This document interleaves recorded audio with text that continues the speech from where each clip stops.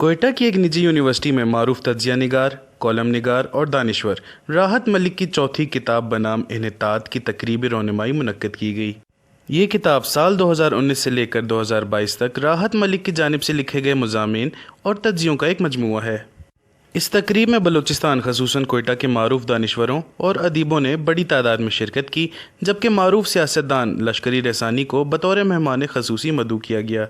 اس تقریب سے خطاب کرتے ہوئے نوابزادہ لشکری رسانی نے کہا کہ سن 1970 میں کوئٹہ کی جناح روڈ پر کتابوں کی دکانوں کی اکثریت پائی جاتی تھی، مگر آج اسی جناح روڈ پر جوتوں کی دکانوں کی اکثریت ہے اور اسی کو زوال یا انحطاط کہا جاتا ہے۔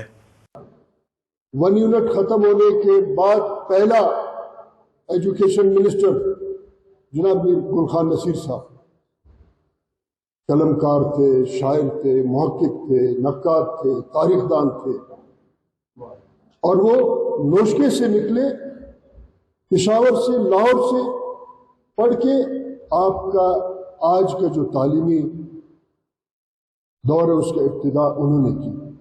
یعنی کوئی کلاس کا بات نہیں تھا، کہیں مڈل کلاس کے گل خان نصیر باہر سے پڑھ کے آپ کا ایجوکیشن بنے، منسٹر بنے، کہیں میر ہاسپس بزنس ہو، کہیں۔ اس کا مطلب یہ کہ ہم اپنے پازیٹیو طریقے سے قومی ارتقاء کی طرف جا رہے تھے۔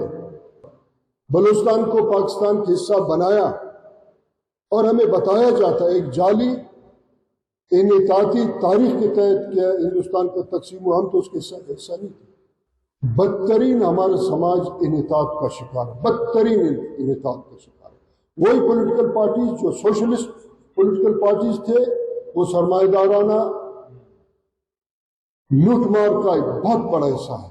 سن 70 میں جب نہ ٹیلی ویژن تھا، نہ اخبار کہیں پہنچتا تھا، نہ کتابیں اتنے زیادہ تعداد میں چھپتے تھے، اس کے باوجود جناح روڈ پہ کتابوں کے دکانوں کا اکثریت تھا۔